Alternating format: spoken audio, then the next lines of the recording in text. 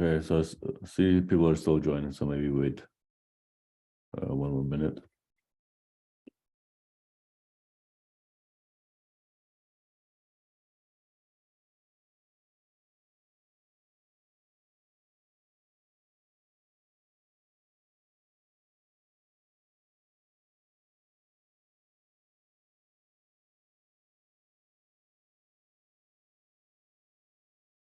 Okay, so we're starting. So thanks everybody. Unfortunately, it's only online this week, but I appreciate you connecting, and it's also on a different time. So for those that can make it, I hope you'll be able to see the recording. So we're discussing the second lecture. Before we start, maybe two administrative announcements. So I'll also send an email with the same information for those that are not connected. So the next lecture is going to be pre-recorded, and so I'll upload this to Moodle, and so I'll also send an email about this, and then the lecture afterwards will finally be in person again. Also, Monday is a holiday, so it's May 1st. So I hope you're all enjoying the holiday and take some time off. So that means there's no way to get the tutorial in on Monday, but what we can do is give you an alternative offer of Wednesday, May 3rd, between 4 p.m. and 6 p.m. in the same room. And for those that can make it, you're welcome to join. Otherwise, we'll still upload the exercise sheet and the solution to the exercise. Okay, so if there are any questions, let me know or raise your hand. Otherwise, let's get started. All right, so this is the second lecture, so we can kind of recap a little bit what we did last week. So last week we had just a broad introduction on machine learning and artificial intelligence, a little bit of history of the field and how it started. And so one of the things that we discussed, for example, was kind of the first algorithm that was trying to learn from data, which is what machine learning does. And so this is the perceptron, basically trying to model kind of like an artificial version of a neuron, where you get a number of signals into the neuron, but there's a weighting function between the neurons that then sums up all of these signals in a weighted way. And then based on that globally weighted signal, you make a decision whether or not to fire or not. And so this is signified by this sigmoid output function. With if the summed up signal is over some kind of threshold, which we call the bias B, then this neuron fires, and if it's if it's below the threshold, then it's not firing. And so the type of decision boundaries that you're getting from this perceptron are kind of linear decision boundaries, where you're splitting the data plane by some kind of hyperplane. And so in 2 dimensions, this is just a line, as you can see. And so somehow the idea of learning is, okay, what is the right line to find? And so we'll basically talk about today a little bit, what it means to learn, right? And so the broader question is basically, how do we make computers do intelligent things, right? And so one of the obvious ways that already is kind of what we discussed also last lecture. So again, on the left-hand side, you can see kind of Ada Lovelace, the first programmer. And so it was one way to make computers do intelligent things is to kind of use our own human intelligence and basically write down the instructions of what the computer is supposed to be doing. And then we hopefully have a computer that can execute these instructions. So Ada Lovelace didn't have a computer that can execute the instructions of her program, but by now, if you write Python code on your computer, the same computer can basically take and execute these instructions. And so the basic idea of a program is that you get some kind of input. Based on that input and the instructions that you've received, you're processing the input, and you're producing some kind of output. Okay. And so what is different with machine learning? So machine learning is basically trying it's trying to find like an alternative way of getting computers to do smart things. And it's basically the idea of turning data into algorithms, right? And so instead of using our own intelligence and writing down the algorithm, basically we're showing a bunch of data that maybe includes examples of what the solution of the algorithm should be, and then through learning, to deal with these examples, the computer will learn how to, what the right mechanism is to turn the input into an output, right? And so in a way, it's a kind of new way of programming computers, or you're basically writing software implicitly by just kind of showing what the software should be doing. So you can check out this nice blog post by Andrej Karpathy, who was kind of a prominent machine learning researcher. And so I encourage you to check that out.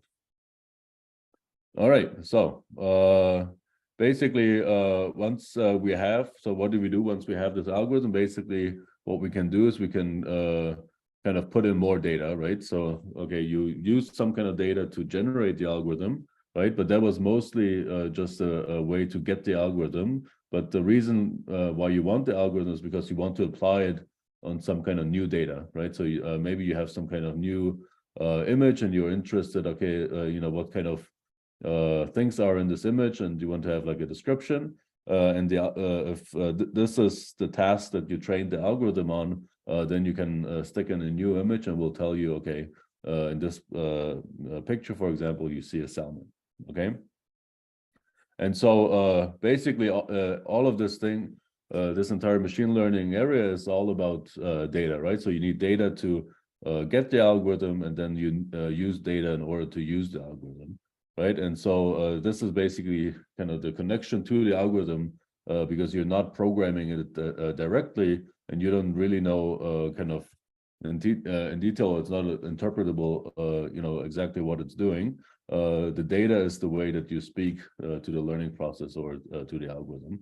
And in some way, it's basically the most important thing in the entire machine learning lifecycle to have high quality data, right? And so this is why sometimes you see in various discussions that having large scale and high quality data sets is a big asset. And you see articles like data is the new oil. And so basically what you need to know about your data, at least kind of these are two important considerations you have to think about, is basically where does the existing data come from that you use in order to train the algorithm, and where will the new data come from that you will have and that you will use this algorithm that you trained on. And so there's a very strong assumption in machine learning, basically that broadly the underlying assumption to a lot of machine learning is that the data is drawn kind of randomly. And so the technical term for this is IID. And so that means it's independently and identically distributed. And so basically, if you have n data sets or n examples S1 to Sn, the assumption is that those are kind of randomly generated from some kind of underlying distribution that we might call P of S, right? So there is kind of some underlying distribution. You can think of it as a more complicated version of something like a Gaussian. And so you assume that the data that you have was kind of like a representative, randomly selected sample of that distribution. And the very strong assumption that assumption is already important for training, but it's also extremely important assumptions for using the algorithm afterwards, right? So basically, the assumption is that both the existing data and the future data that you will use the algorithm on come from the same distribution, right? And because basically the idea is, okay, you're learning on some examples, and so if you're getting new problems to solve, once you train the algorithm, hopefully they will look similar to the problems that you kind of solved during training, right? And so this holds a very kind of crucial danger, which is what people call out of distribution samples or distribution shift. And that basically means that the data that you're using the algorithm on is not distributed in the same way as the data that you used during training.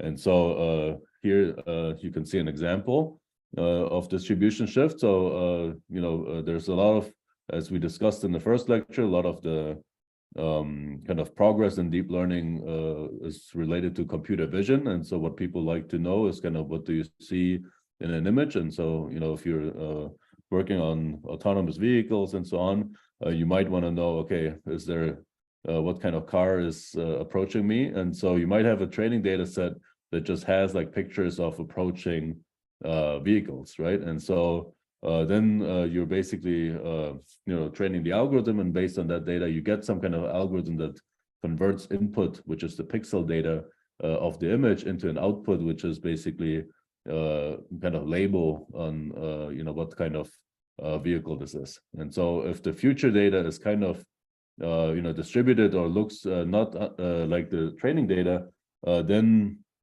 you get problems and you get mispredictions. And so, for example, if you have crashing vehicles or weirdly configured objects in the image, then the algorithm might be very confused because it hasn't seen those types of situations in its training data, and then it will just spit out some garbage, right? And so, for example, for like this flipped over school truck, might say, okay, it's a garbage truck or it's a punching bag and snowplow, and it's really unpredictable what the prediction on this type of data is going to be. And so this kind of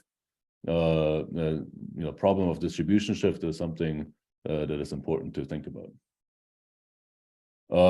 So here's some more examples. So not only do you have the same problem with the school bus, but motor scooter, fire truck, and so on. Okay, so and then you want to have data, and so it's important to kind of collect data. And so a lot of the data that you get in the real world, if you're for example trying to collect these images of cars, they come from kind of manual collection of data. And so you want to have data that is kind of paired data, which we call labeled data to a large extent. So where you have kind of the two things in one. On the one hand side, you have kind of the raw pixel data that you want to kind of put into the algorithm, and then you have kind of the answer that the algorithm should be giving you. And so here are two examples that we assume come from a some kind of distribution, P of S. So you have S1, which is the cat, and you have kind of the pixel data of the cat and the label of the cat, and then you have S2, which is the kind of pixel data of the dog, and then the kind of presumed answer that this is a dog. And so the question is, where does this type of data come from, right? And so I'm sure you all have solved these types of captcha things to prove that you're human. And so you might have wondered why these things are always kind of scenes that have something to do with traffic. And basically, you're the human labeler that produces kind of the true answer, what the answer should be. And so this is why it's asking you to kind of label, whether or not you see a traffic light, because the big companies are trying to train algorithms that can recognize the same thing, but they want to approach the type of inference that you can do as a human, but they need the label data.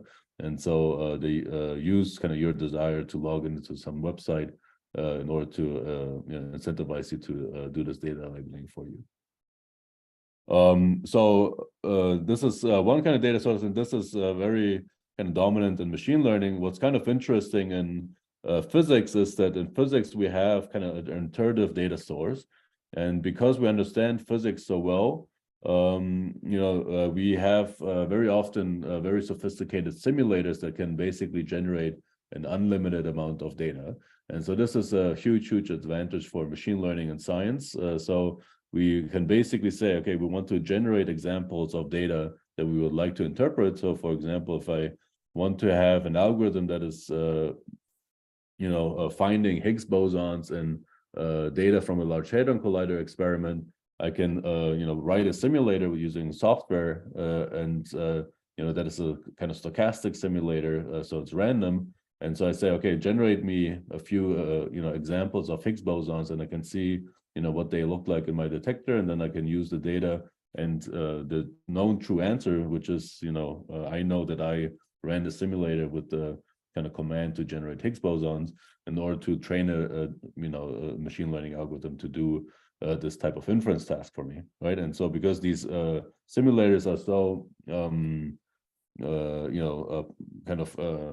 high fidelity, they look very similar to the actual data that we have in the detector, and so there's no, or we hope that there's no danger of distribution shift, that if we use the machine learning algorithm that we trained on the data from the simulator and apply it on the data from the real detector, that there's not a danger of distribution shift. But it's still something we think about, and we constantly need to improve the quality of our simulation.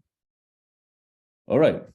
So once we have data, so how do we turn it into an algorithm? So the general idea is clear. So we have this data. We want to somehow convert this data into some kind of intelligent algorithm. And we've seen in the perceptron some inklings on how we can do it. And the main idea of machine learning is basically that you're learning, or you're formulating the process of learning as a process of searching through the space of possible algorithms, right? So you have a possible space of programs, and you want to look through this program somehow guided by the data and kind of arrive at a good solution. So if you're kind of imagining that this blue blob is just kind of represents the overall family of all the possible algorithms that the machine could be using, we might start at some random initial location. And so this is likely going to be a very bad algorithm because we just randomly selected it and we don't know whether or not it does anything good, but we do have the data available to us. And so we can, always compare the data with the current algorithm and let the data decide, which way we should be going. And so by using the data to search through the space, we arrive maybe at some point at some kind of end, final algorithm that we hope is much better than the random algorithm that we started with, right?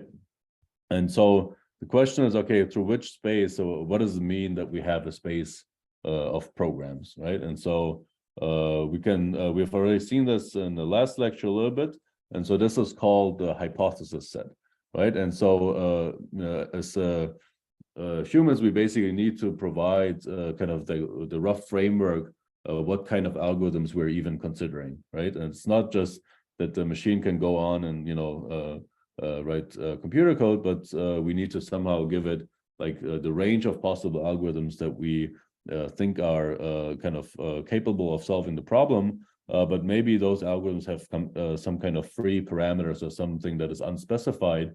And this thing is something that can be then optimized based on the data.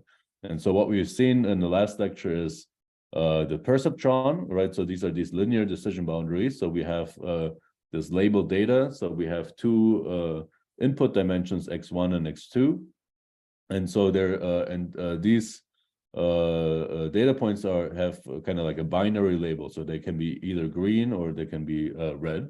And so you might want to have an algorithm that kind of differentiates or is able to classify whether or not any new point that you might be getting is going to be green or is going to be red, right? And so this gives you kind of this decision boundary, but and we can say, okay, we think we might be solving this by just splitting the domain through like a linear decision boundaries, and then we can use a perceptron.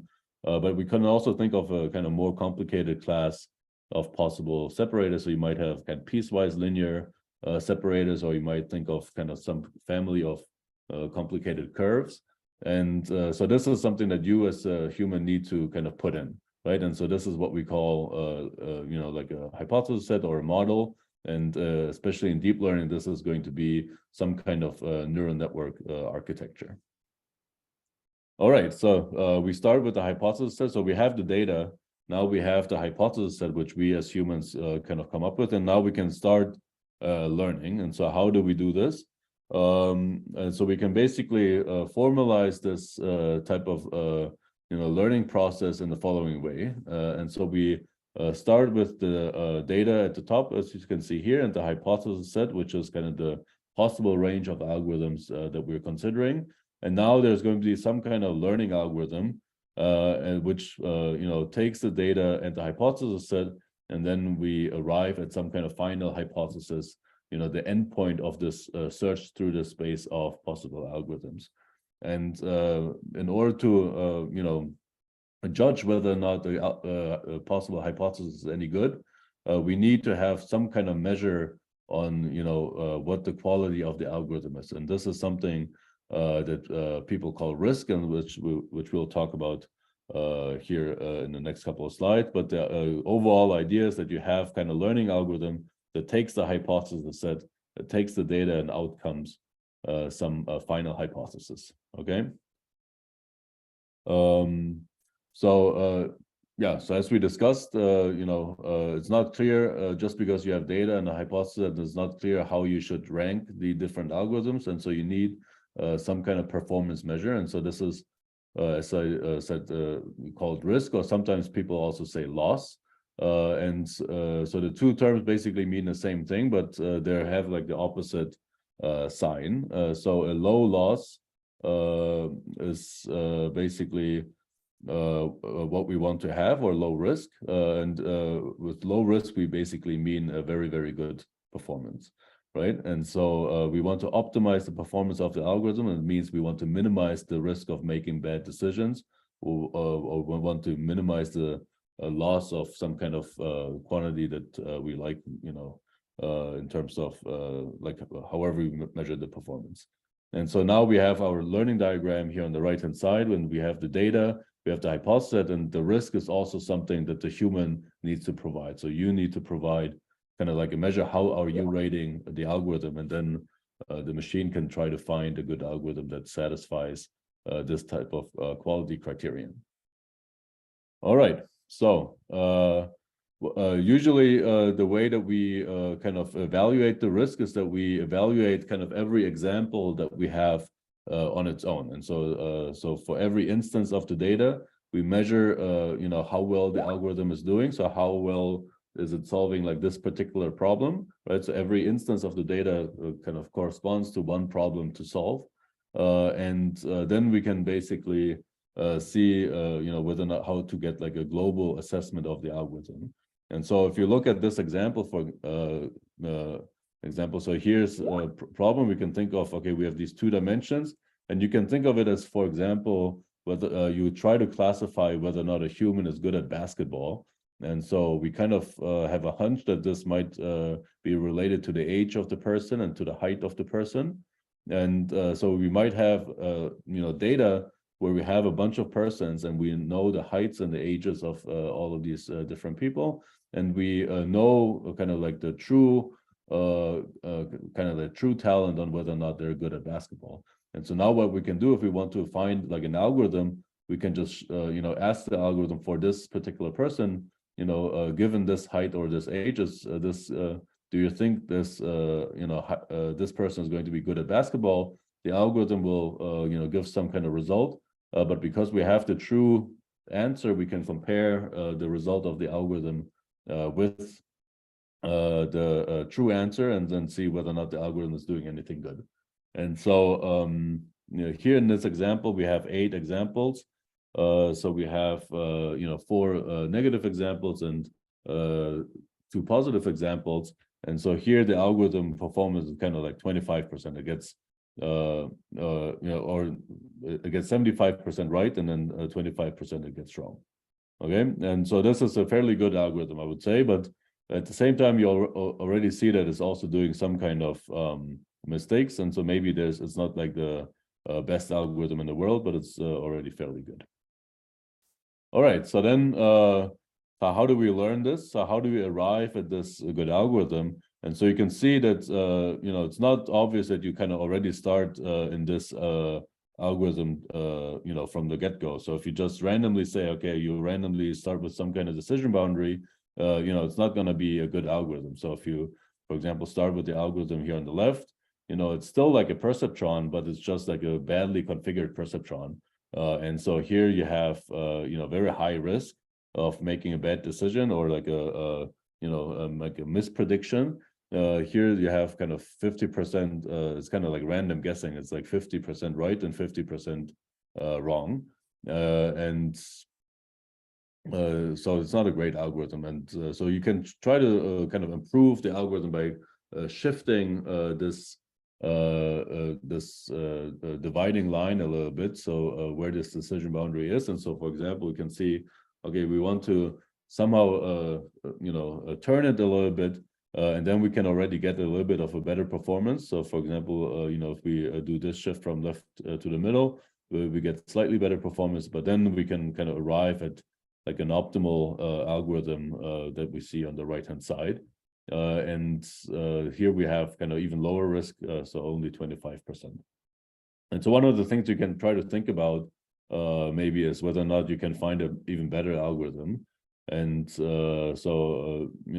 if you think about it for some time, you might arrive at the conclusion that it's not possible. And partly it's not possible because of this thing that we discussed in the last lecture, that kind of like an XOR pattern is not solvable by a perceptron. And so no matter what you do to this algorithm, it's not going to be become any better, because if you try to shift it more and kind of try to correctly classify this black dot here at the bottom, like you need to shift it, and so invariably you'll start misclassifying some other pieces in the data set.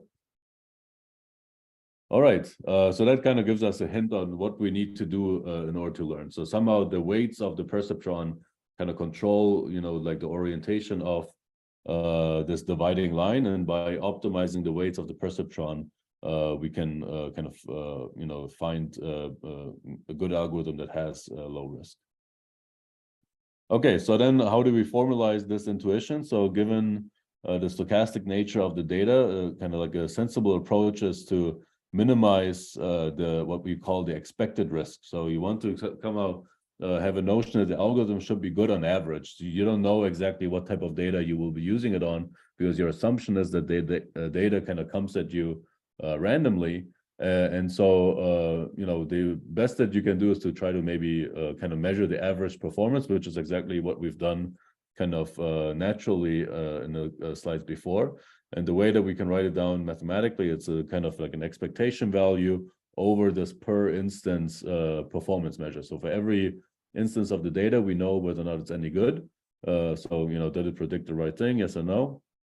And now we want to do the expectation value. And the way that we do expectation values, we basically integrate over the possible space of data examples, and there's going to be, or we assume that there's going to be some kind of probability density associated to the space. And then we can evaluate the per instance performance for each of these examples, weight them by the probability that this example would show up, and this gives us the expected performance, right? And so, for example, like what you want to do if you're trying to train a computer vision algorithm, you want to have a computer vision algorithm that's maybe kind of 90% correct on average. Okay, so that sounds like a reasonable idea, but at the same time, there's a slight problem with this. So this is what we call the true risk. So this is exactly what we want. But at the same time, it's also a quantity that we cannot compute at all. So why can we not compute it? Because we don't know what this P of S is. As I said, this is a kind of like an assumption that we think that the data comes from the distribution, but of course we don't know what this distribution is. We only have the data samples. So if you're trying to compute this integral, you have no idea how to do this integral, because you don't have like a functional form for this data density.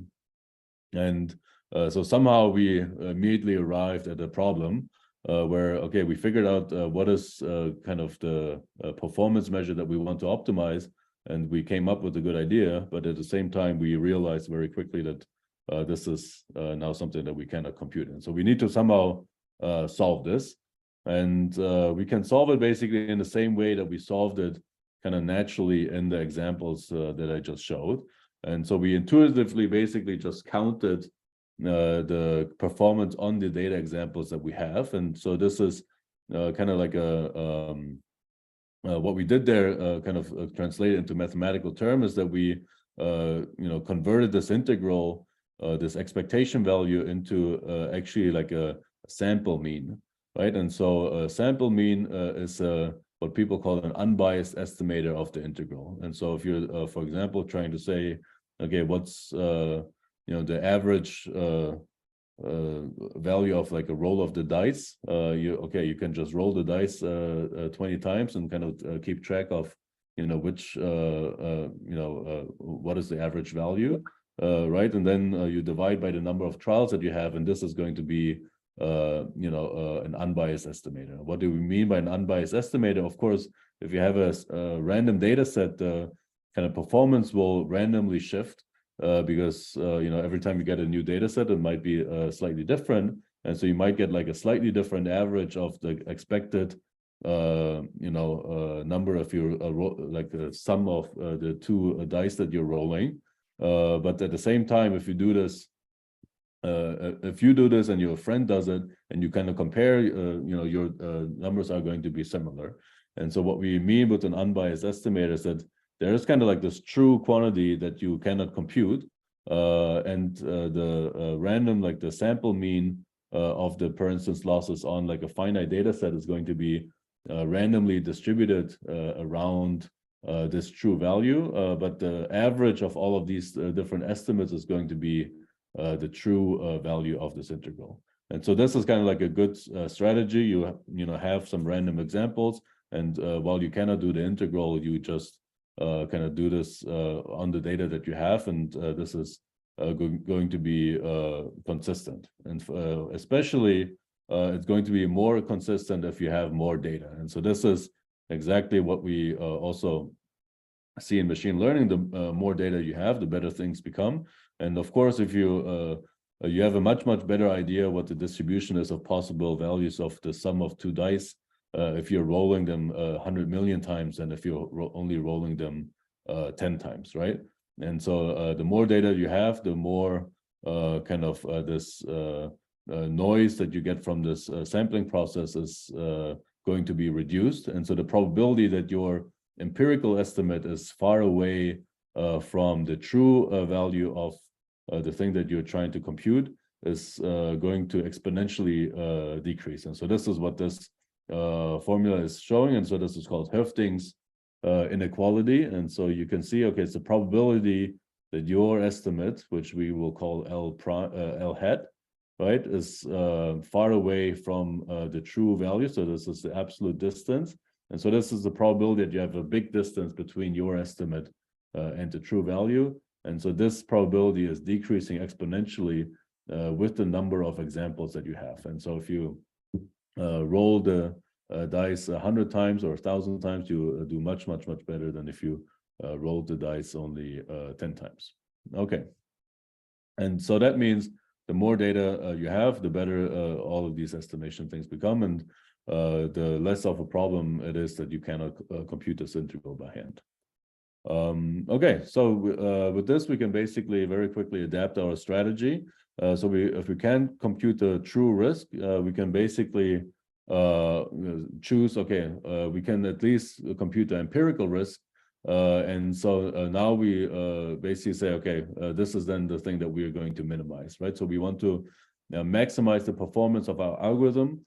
The true performance is not something we can calculate, but we can kind of approximate the true performance kind of in a stochastic way by computing this expectation value on the data that we have.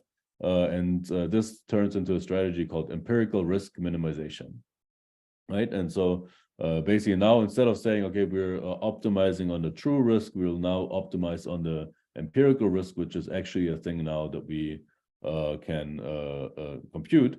And so now we turned the entire learning process, as we discussed, into an optimization problem. So we want to search through the entire hypothesis set, and we want to find the argument into this function L, H, and D. So we want to find the H that then minimizes this empirical risk.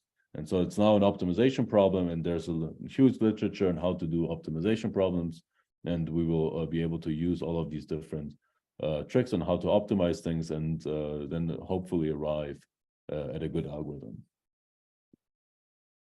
All right, so then how do we do this? So one of the ways that we can do it is basically kind of by brute force. So let's say you have like 10 algorithms kind of, that you can choose from. You can just kind of try all of the different algorithms and compute the empirical risk for each one of them. And then, you look at the data, and you, out of the 10 algorithms that you have, you will just choose the one that is the best, that has the lowest risk, right? So that is kind of like the dumb way to do it, and it's possible if you have only a few algorithms. If you're choosing between 2 or 10, this strategy works.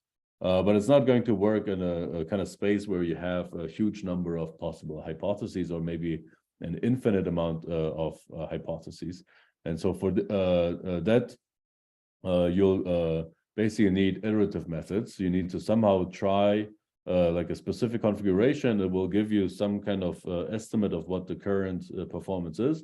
And it might not be great. And so this will lead you to somehow adjust the algorithm. So you're learning from this information on how the algorithm is doing on the data. And then you're trying to kind of improve it. And then you adjust it again, and you try and you adjust. And so you kind of go through an iterative cycle. And so this is what it means to learn, and it's basically the strategy that we're going to use in this course. All right, so for kind of typical machine learning applications, especially in deep learning, things are not possible to be done by brute force, and so kind of like the pseudocode that we would have is basically we want to do something like this, and this looks actually not too different to the code that you will be running. And so basically you will say, okay, you initialize your model. So for example, your perceptron in like a random configuration, it's not going to be great. But now you allow for, like a specific number of improvements. And so you say, okay, maybe I will try to improve it 100 times. And so then you basically sample examples from this training data set that you have. You evaluate the hypothesis on the examples, and then you get some kind of performance estimate, and then you somehow react to this information that you have, and so you take your current performance estimate and your current hypothesis, and you output like a possible adjustment on how to adjust the hypothesis, and then you stick based on the current hypothesis and the possible adjustment, you get like a new hypothesis, and then you just repeat this multiple times, and then you hope that if you do this a couple of times, you arrive at a good algorithm that's much better than your kind of initial guess. All right, so this is not something that is just abstract. So I'm absolutely sure that you've likely tried to iteratively maximize your empirical performance, or you try to minimize your empirical loss on some kind of data set yourself. So if you're ever tried to learn a new language, you're trying to memorize or learn to speak the language, you have some kind of training data that you use, and you can test yourself whether or not you come up with the right answer. And you get some kind of estimate, okay, now you got 80% right or 85% right. And based on that, your brain is going to adjust a little bit, and maybe you're learning by repeating this many times. Okay, so as a summary, so we kind of formulated learning as this idea of like an iterative search. And so we now have like an idea what this learning algorithm could be. Right, so you have the data that is coming in, you have the hypothesis set, which is the possible kind of algorithms that we're considering. We have some kind of measure on which algorithm is how we rate a specific algorithm, and now we have a learning algorithm, and we take this learning algorithm that is kind of this iterative procedure that is adjusting multiple times, and then after some number of adjustment steps, you just spit out what the final algorithm is. And so we have this little loop now here in our learning diagram. Okay, so if we go back to the example, so this is already what we discussed. So kind of going from left to right, we have kind of what we see, as a learning process. We start with the bad algorithm, and now we're adjusting it by moving this decision boundary to like a new location. If it's in a new location, we can reassess whether or not it's any good. And then we see, okay, it's better, but maybe not great. And so we can still find an adjustment that makes it better. This is basically what we mean with the learning process. All right, but so you might say, okay, this is not a great set of algorithms. Okay, it's a little bit trivial, it's clearly maybe kind of the basketball talent is not like a linear function of age and height, right? And so you might kind of say, okay, maybe we should use a different hypothesis set to try to find like a good solution, right? So we might take the hypothesis set of curved lines instead of straight ones. And so there we can actually find a much better algorithm. And so we can maybe start with like a curved line that is also not great and has like a risk of 37%. And then we're adjusting it a little bit by moving it, and we're capturing these 4 green examples, and then this is already much better, but it's still misclassifying kind of this data example.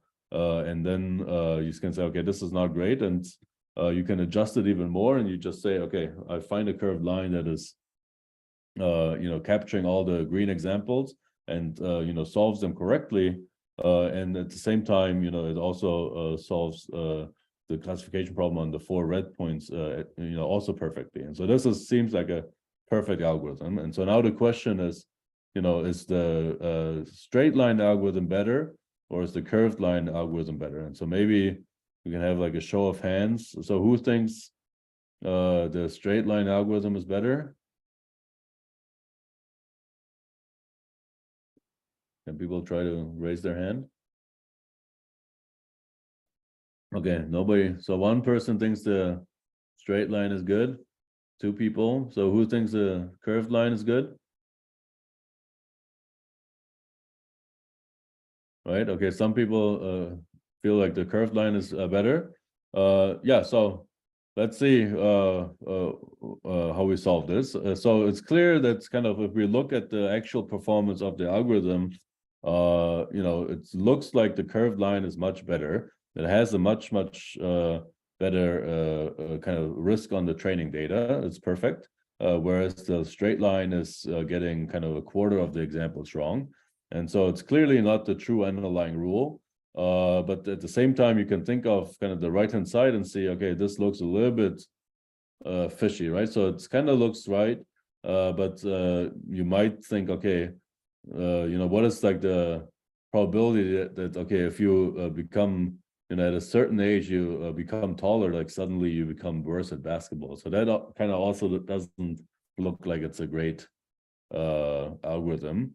And so you might have some doubts, right? And so the entire kind of field of statistical learning theory is somehow kind of concerned with, how to choose, for example, this hypothesis set. And so we'll discuss this now a little bit.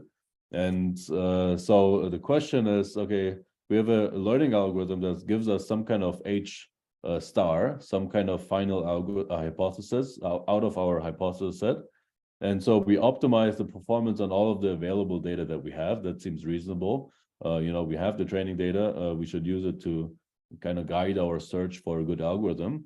But now the question is, okay, the training data is not the thing that you're like the performance on the training data is not the thing that you're actually interested in. Right? You're actually interested in whether or not the performance, the hypothesis that you have is going to perform well on future data that you haven't seen yet, right? And so the question is, does this hypothesis generalize? And so the question is, does it have true performance? So when we say an hypothesis generalizes, it means that the performance that we estimated on the kind of training data also matches the performance on any type of future data. And if you have a good algorithm on the training data, does it also mean it's a good algorithm on the future data? So this is basically what the question is on, of generalization. And so there's a good reason to be skeptical. So there's maybe like a instinct that you have from, just looking at the solution, but there's kind of more statistical reason as well. So why should you not trust your empirical estimate of the data? And it's basically because you use the data twice, which is always something that in statistics you should not be doing. So you're kind of using the data for two different things or two independent things at the same time. So you're using the data on the one hand to kind of find like a good H star. So this is kind of this learning process of letting the data guide you through the space of possible hypotheses. And so this is one use case of the data, but then there's also a second use case of the data where now you're using the data to also estimate the performance, right? So the same type of data that you use to guide yourself to a good algorithm, you also use to kind of compute this empirical risk, right? And so there's kind of this idea that, that you might know from Goodhart's law, once the metric becomes the target, ceases to be kind of like a good measure of things. So it's not like a independent, we don't have like an independent test of, the performance of the algorithm, because the algorithm that you have was chosen by the data. And so reusing the same data to compute the performance is not a great idea. And so we can fix this. And so let's try, to think about this. And so what does this kind of empirical loss actually tell us, right? And so the key question is, is kind of the empirical loss that we have on our chosen final hypothesis, is this actually kind of like a bad estimate of the true performance, right? And if it generalizes, it means that it's not a bad estimate.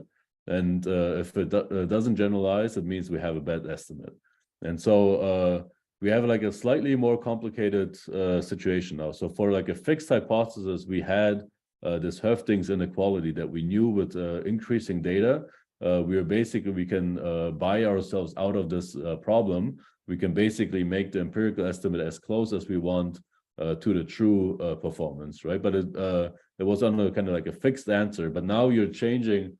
If you take more data, you're also changing the hypothesis, and so this probability of whether or not the empirical risk of the outcome of a learning process is far away of the true empirical risk of this H star.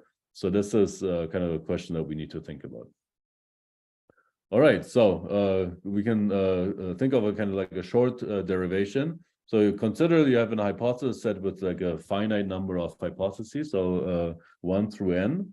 And so what we can know for any fixed hypothesis, we know that, okay, if you give me some kind of hypothesis, I can use the training data to estimate the performance. And if I have a lot of training data, this estimate is going to be very good, right? So the probability that the hypothesis is bad, so that the empirical risk is far away from the true risk, is decreasing exponentially. And so we know we can somehow quantify the probability of a bad hypothesis, right?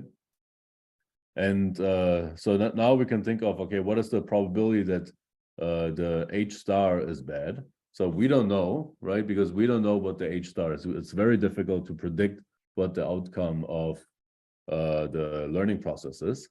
But there's a kind of like a trick that we can play.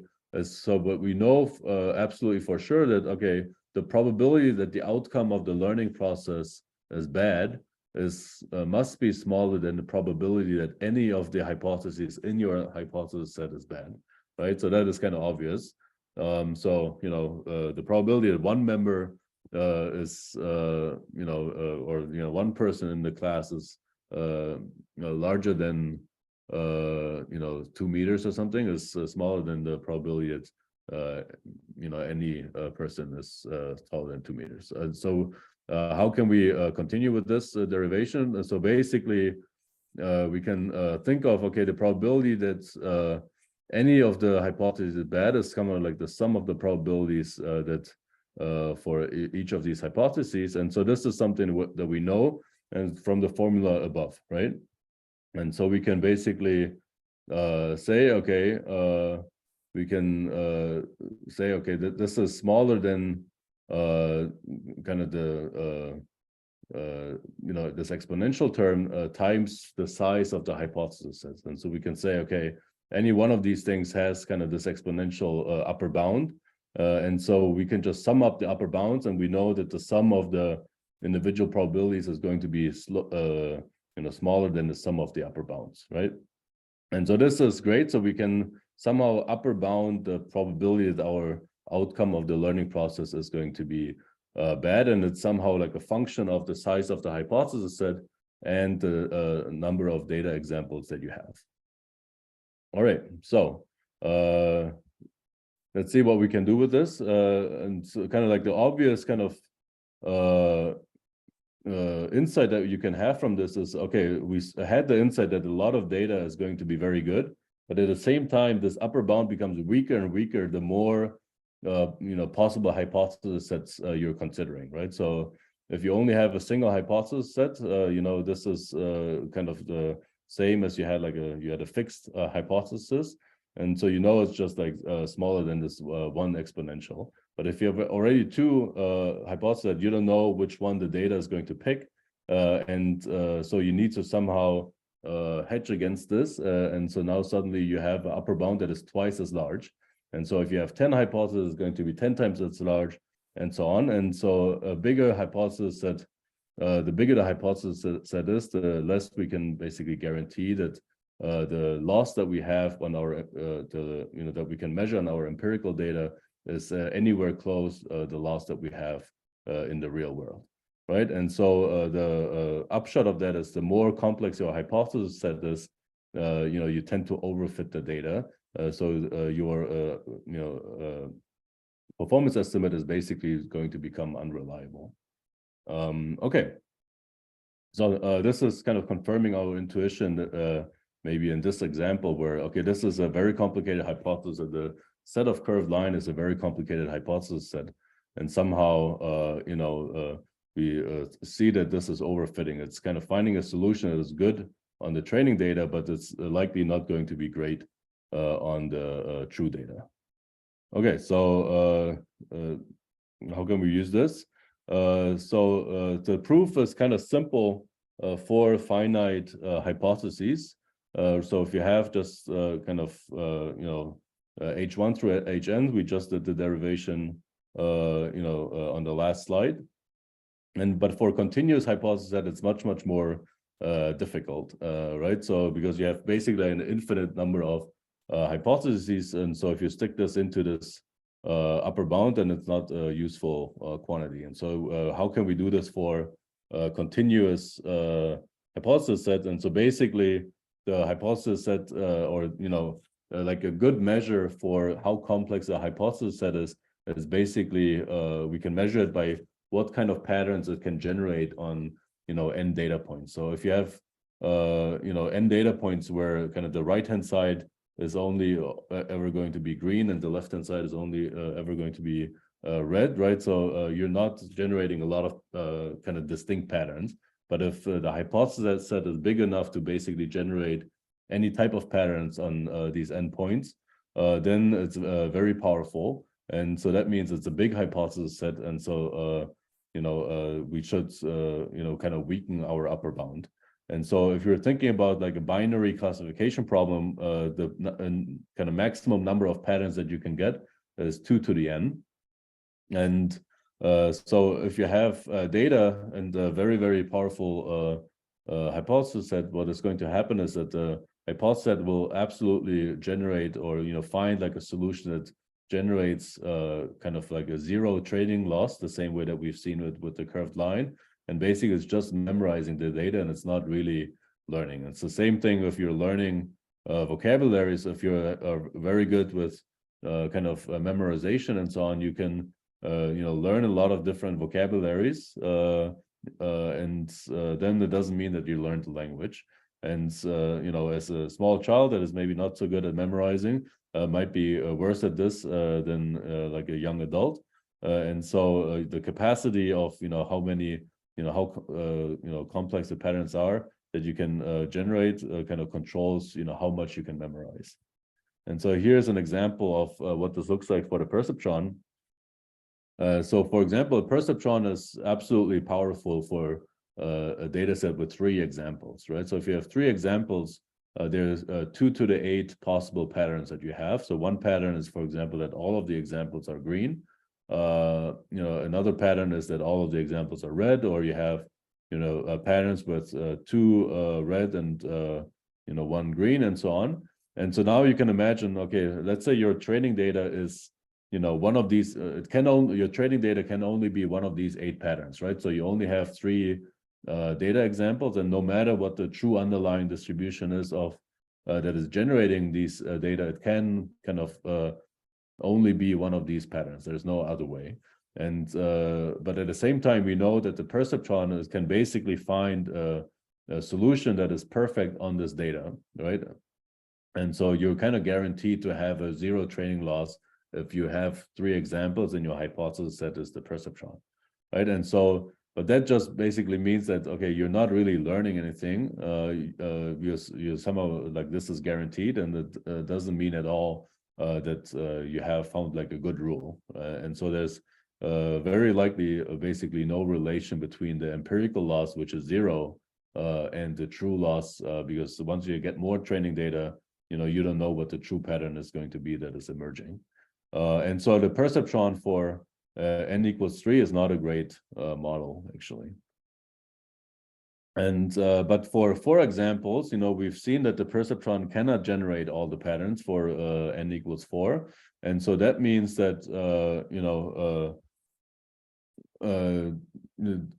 the kind of patterns that we can see, we cannot guarantee that we have kind of like a low training loss. So if we actually get a low training loss, maybe it's actually indicative that there's a true underlying pattern where maybe the data just happens to be linearly separated, where all of the green points are on one side and all the red points are on the other side. And so if you actually see like a low training loss with the perceptron for large n, where n is basically 4 or larger, then actually it suggests that there's actually some kind of relation between the empirical risk that you have and the true risk. And but more complex hypothesis sets will still overfit kind of these small data sets. So if you have a more complex hypothesis set like the curved lines, right, it's still basically guaranteed that it can generate, or that it can basically adjust itself to find like a perfect relation. And then so if you have like a guaranteed loss of 0, then it's clear that this loss has nothing to do with the true loss, right? Because it's guaranteed. Okay, so then with this we can kind of go back to our example, and we can kind of reassess this. So we had our training data for our basketball players, or like persons, and we're trying to judge whether or not they're good at basketball. And that's we try to find it as a function of the height and the age. And so we have straight lines, and then we have curved lines, and now we can see kind of what this trade-off is, right? So the straight lines is kind of like a less flexible hypothesis set, so it might not be very, very smart, but at the same time, it's not really prone to overfitting. So it doesn't, there's no way to adjust it any further to kind of improve the performance, and so there's definitely no way to get 0 risk, and so it's less prone to overfitting. And so you have kind of like a dumb algorithm, but you have a dumb algorithm that you can kind of estimate the performance kind of reliably for. And on the right hand side, what you have is you have maybe like a super smart algorithm, but you're basically guaranteed to get a 0 training loss. And so you have no clue whether or not it's any good on new data. And so you have, a very powerful algorithm, but a very unreliable performance estimate. And so now the question is, which one do you choose? Do you choose the bad algorithm, like the algorithm that you kind of suspect is not actually finding the right pattern, because it's maybe not, the true pattern is maybe not a straight line, but at least it's an algorithm that you kind of have like a reliable estimate for? Or do you choose like an algorithm that kind of suggests a very complex pattern, but where you don't know whether or not the performance that you are measuring on the real data is in any way indicative of the true performance, right? And like personally, maybe it's a good idea to use a slightly dumber one, but at least where you kind of know how dumb it is, then kind of the thing that looks like a smart algorithm, but where you don't know whether or not it's reliable. All right, so basically this gives us some hints on how we should choose the hypothesis set, right? So naively, you could say, okay, we're looking for a good algorithm, so maybe why don't we just look through all the possible algorithms that are out there, right? So maybe we should make the hypothesis set as big as possible. That seems reasonable. We want to find an algorithm, and why should we constrain ourselves and kind of only look through dumb algorithm? Doesn't make any sense, right? But what we've basically learned is that this making a hypothesis that big comes at a very big price, which is unreliable generalization. So because we have this huge flexibility in the hypothesis that it will adapt, like kind of over adapt to the data in this kind of learning diagram, where the data is driving us towards the final hypothesis, and if it becomes unreliable, it might suggest a good performance, but it's not actually a good performing algorithm. And so this is the price you would have to pay, and it kind of suggests that maybe actually the way to get a good algorithm is actually to constrain ourselves. So basically, to learn effectively, you must restrict your hypothesis set, because it kind of forces you to find rules in the data that actually are kind of real and are indicative of any type of new data that you have. If you're only memorizing the examples that you have and you don't come up with a strategy to solve the problem that might also be applicable to the new data, then you're not actually learning, you're just memorizing.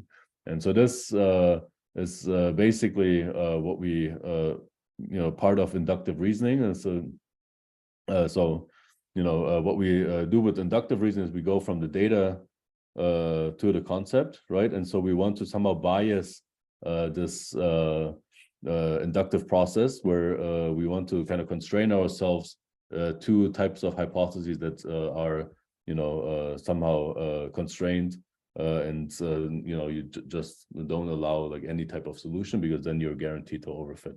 And so this is kind of called the no free lunch theorem of learning, that there's no algorithm that can kind of solve any type of problem, and so you need to kind of restrict yourself if you want to learn effectively. All right, so now you can say, okay, why? Okay, we are running into a lot of problems because we're somehow using the data twice, right? And so we had the strategy that we're using the data to find a good hypothesis, and we use the same data to do the performance estimate, and we kind of learned like this strategy, kind of works, but if the hypothesis set is complex enough, the performance estimate become unreliable, right? And so like a very obvious solution is, okay, why are we doing this at the same time? If this type of double use of the data is leading to so many problems, like we maybe should not be doing this type of double use, right? And so then there's kind of like a obvious strategy where, okay, maybe we just use the training data to find like a good hypothesis, and then maybe we should actually use an independent data set to estimate the true performance, right? Because then we get all of the guarantees that we got from Hoeffding's inequality, because, okay, there's some kind of system that produces a fixed hypothesis, so this is our learning algorithm, and so now you have a fixed hypothesis, and you have completely new data, and you do like the estimate of the performance, and then you're not doubly using the data, and your performance just is bounded by this exponential, which decreases by the size of this independent data set. And so that seems like a better strategy. And then instead of dealing with all of these different problems of double dipping in the data. And so here's an example. And so we still have our example with our straight lines, right? And so basically we can say we have our learning algorithm. So we kind of had our training data, and by optimizing on this training data, we arrived at a certain kind of configuration for our hypothesis, right? So this is our H star, and now we have like an independent data set, and we can now independently verify whether or not it's any good. And so we can look at what is the true labels of this data, and so we can see, okay, here the test risk is 37% is actually higher than what we have in the training risk. So but it's not completely crazy. So you see it's performing quite well. And then, but on the right hand side, you see okay, this is actually doing very badly, right? And so the test risk here is very bad. And basically what we get out of this is that the curved line is not a great, not a great hypothesis, even though it suggested it was a good hypothesis on the training data. All right, so then, this is, we can think of, okay, how good are these estimates on this, independent data set? And so as we discussed, there's no double dapping and you just get the pure power of numbers. And the more independent examples you have to assess the performance of the data set, the better, these estimates become. And so you can make this performance estimate as precise as you want, and it just depends how many independent validation examples you can get. Okay, so then this basically leads to what people call the bias variance trade-off. It's a very important concept in machine learning, and so we can basically visualize the increasing unreliability of our estimate as we increase our hypothesis set. And so on the x-axis, you see kind of like the complexity of the type of solutions you're accepting. So at the very left-hand side, you see like dumb algorithms that are kind of just straight lines. On the right-hand side, you see very complex algorithms that maybe have complicated shapes. And so you can look at the blue dots. So this is kind of like the training performance. And so the training performance with low complexity models is not going to be great. So it's going to have high risk because the hypothesis is not flexible enough to actually classify all of these examples correctly. While the training performance on this complex class of hypotheses is very, very good because it's flexible enough to basically accommodate everything in the training data. But at the same time, we can now, with our independent data set, validate or plot what is the true performance. And so we see, okay, here, okay, you still have high risk in the low complexity hypothesis set, but the risk for high complexity hypothesis set is even bigger because you overfit the data. And so this is kind of like a pattern that then completes if you plot this for some kind of axis that captures the complexity of the hypothesis set. You can see that okay, the more complex your hypotheses become, the better and better kind of the suggested performance on the training data becomes, because it becomes more and more flexible.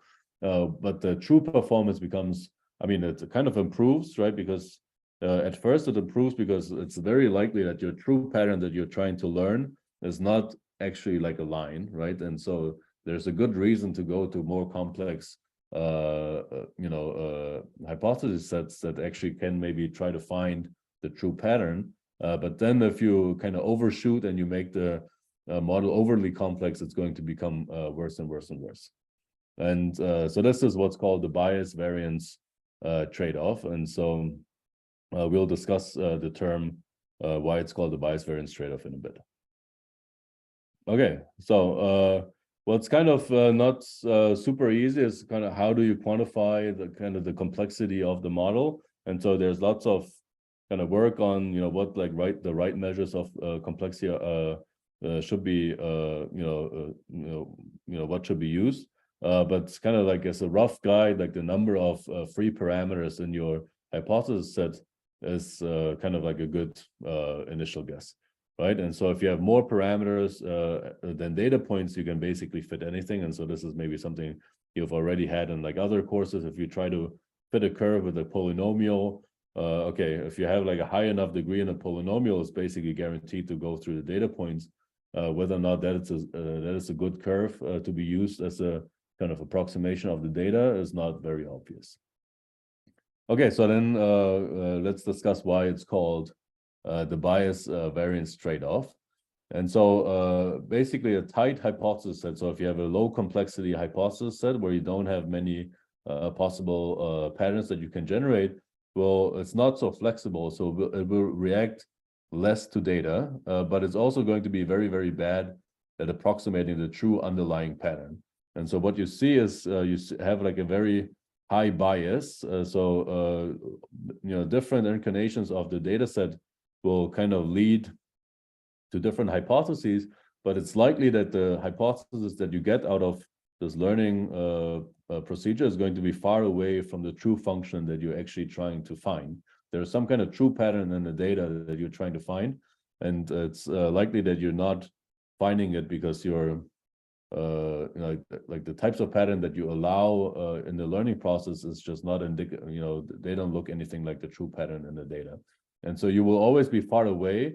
But because the hypothesis set is so kind of tight, or it doesn't react so much to the data, like the distribution of how different data sets lead to different hypotheses is not very wide. So it's kind of concentrated around kind of like the mean hypothesis set that you would find, right? So this is kind of like the average algorithm, that you would select based on the data.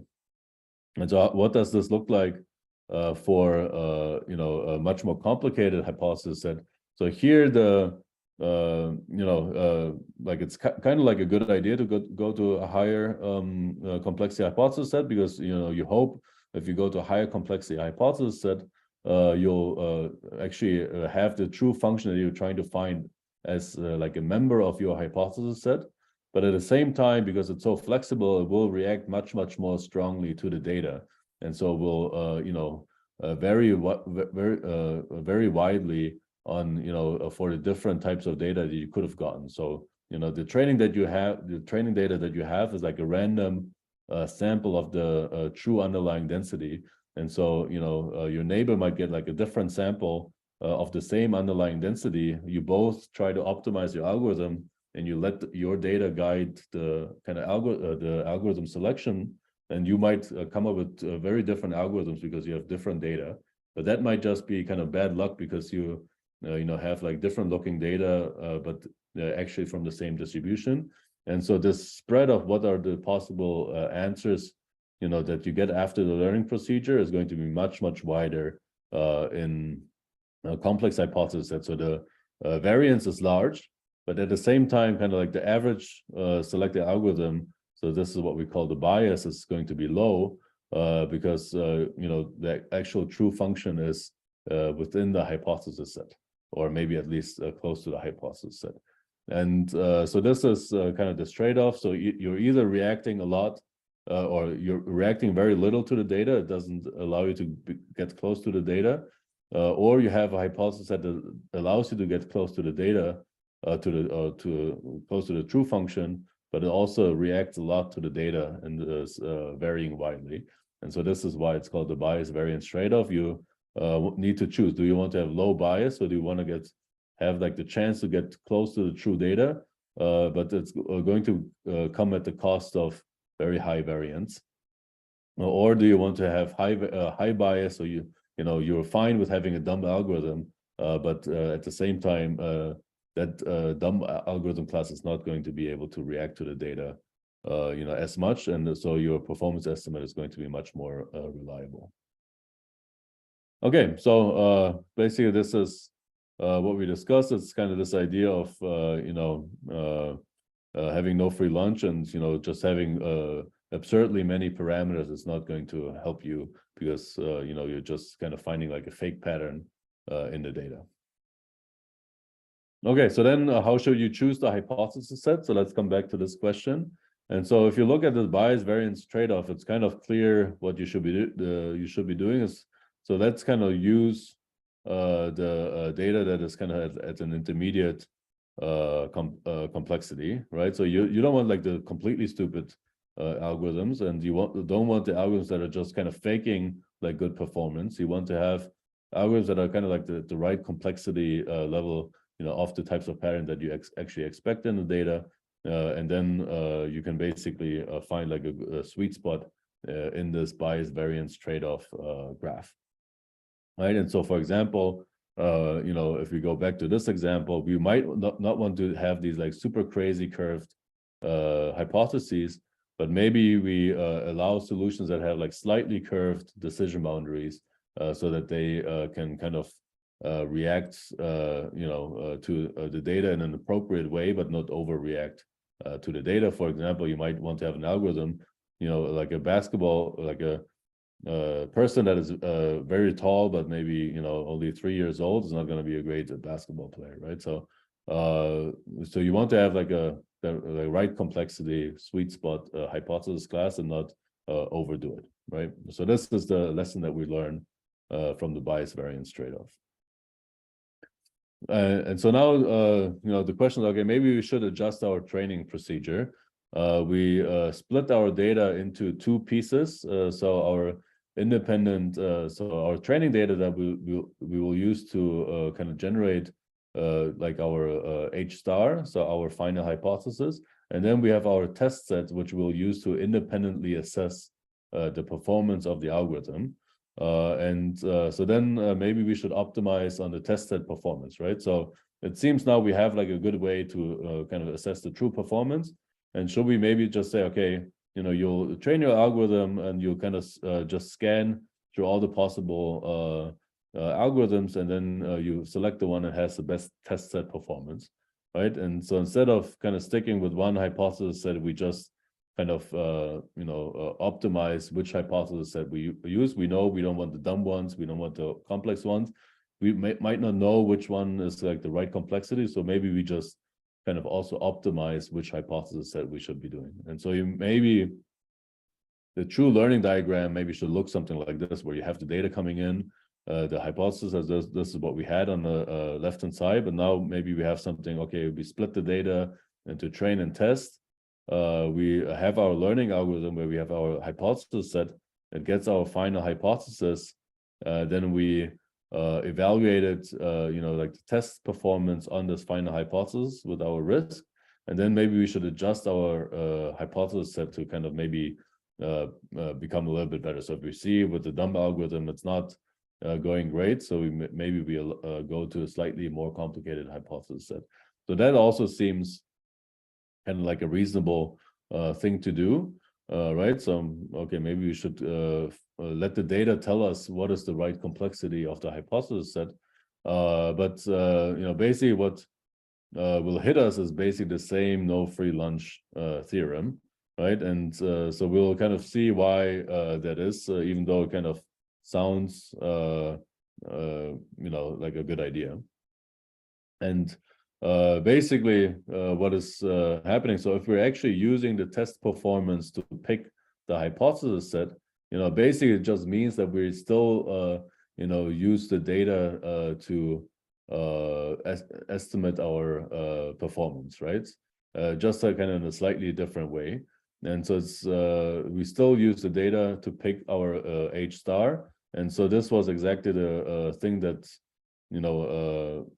caused us to have like a bad estimate of the true performance, right? Because we're double dipping in the data. So we use the data to pick H prime, and we use the data to also estimate the performance, but it's it's just kind of hidden. And so how is it hidden? We can basically say, okay, this entire diagram that I draw on the right-hand side, where we're splitting the data, then we use the test performance to adjust the hypothesis set and so on.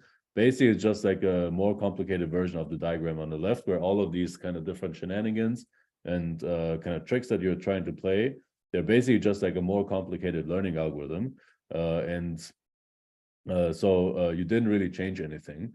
And so you let the data decide, or you let the data decide what the algorithm is, and you also let the data inform you, or you use the data to estimate the performance. And so you haven't really won anything with this type of strategy. And so you still be overfitting, and you still have this problem of double dipping into the data.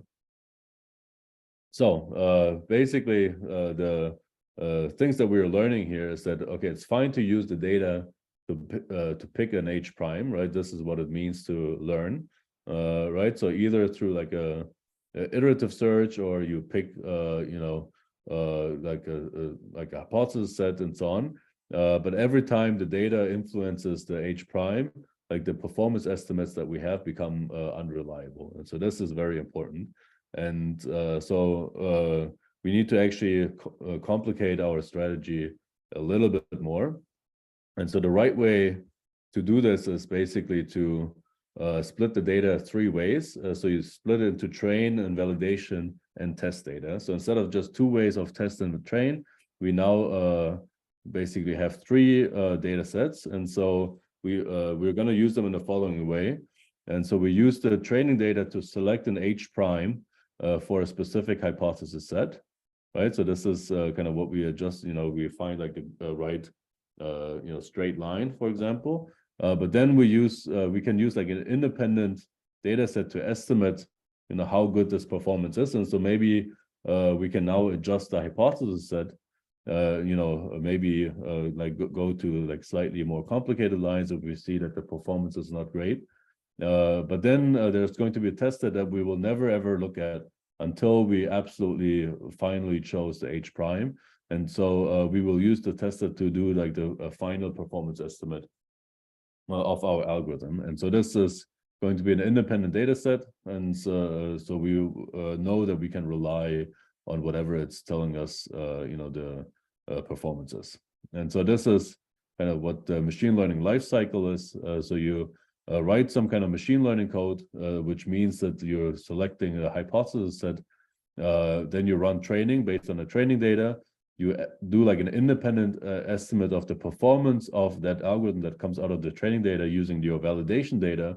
And so this is now like a new data item that you can use in order to adjust your machine learning code. And then you can do this many, many times. But then at some point you stop, and then this spits out like a H star. And now at the very end, before you stick this into like a computer or some automated system that does decisions, you want to know how good is this algorithm. And then you get like a performance estimate. And this is going to be your final performance estimate that you know is reliable. If you now start to readjust, if you're not happy with this performance estimate, you readjust how what your model is, and then you're doing a bad mistake because your performance estimate this way is going to become unreliable. But if you hold out the testing data to the very, very, very, very end, then these performance estimates become reliable. And then the output of the kind of learning cycle is the final algorithm that you got from the data and the reliable performance estimate. And so structuring the machine learning this way is very important. And here's an example of, like in the real world. And so this type of data leakage can be very, very subtle, whether or not your testing data is affecting your training procedure. And so people were very excited about computer vision and, for example, analyzing medical images. And so people thought about like classifying X-ray images and so on. And so the data set that they had is 100,000 X-ray images from 30,000 patients. And so that means you had 3 images per patient. And so they wanted to be good machine learning citizens, and they split the data basically randomly. So they split the 100,000 data samples randomly. And so that seems like a good strategy. You're doing exactly what we discussed, but actually it still meant that you're leaking data. So this is not a good strategy because it means that the same patient can be in the test data set as in the training data set. And so it can basically, the algorithm can memorize specific features of a patient. And then if you're using the test data to kind of independently assess the performance of the algorithm, it will recognize the same patient, and maybe it didn't really figure out the pattern, that is, real in terms of classifying like diseases in the lungs and so on, but maybe it just recognizes it's the same patient. And, in the training data, it saw what the true answer is. And so we can reuse a memorized answer from the training data to, predict something in the test data. And so these things become unreliable. And so this thing that you're, actually have independent testing data is very, very important. All right, so now you can, so that is kind of like the classic statistical learning theory. And so now, okay, we might blow your mind. So one of the things, okay, we have like this thing, okay, great. We have our low complexity, we have our bias variance trade-off, low complexity algorithms are not great, but at least you get like a reliable estimate, and high complexity algorithms, they tend to overfit, and so on. And so now you might actually look into kind of the news and see, okay, all the deep learning breakthroughs, they rely on extremely large models, right? So you might look into like how many parameters does ChatGPT have, and these have like billions and trillions of parameters, and it's so it's not like a exaggeration. So there are machine learning models that have 1 trillion parameters, and so they have many more parameters than they have data points. And so it seems to be that, you know, modern deep learning lives kind of on the far edge of like this complexity class. And so deep learning algorithms are you know kind of at least in you know, things like ChatGPT and so on, they have so many parameters that it's you know, they're far on this right hand side. And so now, like you might ask yourself, okay, how is it possible that these things could possibly work? So they must be overfitting like crazy, right? And so what is happening? And so somehow what's absolutely like, or what's very interesting and is that basically the test error can decrease again after you've basically memorized all of the training data. And so once you get to very big models, you know, you actually get increasing performance again if you go to ever more complex models. And so this is okay. If you're used to this original statistical learning paradigm, you know, of, you know, don't use too many parameters to fit your curve, you know, that might be very surprising. And but it's the reality of how deep learning works. And so maybe in the last 2 minutes, I give you. So this is called like a double descent. So you have the first descent of going to increasing models is kind of improving because you're saying the true pattern in the data is not going to be some kind of simple pattern like a line, right? The true pattern in the data is going to be like a complex pattern. So going to higher complexity is improving. So this is the first descent. But then, like, the classical idea is, okay, at some point you start overfitting, and so you have like this ascent into like some kind of hump. But then what you see, you get like a second descent if you go to very complex data model, very complex hypothesis sets. And so there's a kind of rough way to, you know, get like a little bit of an intuition. You know, like imagine you have like the hypothesis set is some kind of family of functions. And so you're trying to learn. And while you're learning, you're on some kind of learning trajectory. And so if you have like small hypothesis that there's not much to learn, you cannot kind of move around very much. And so we want to increase our hypothesis set.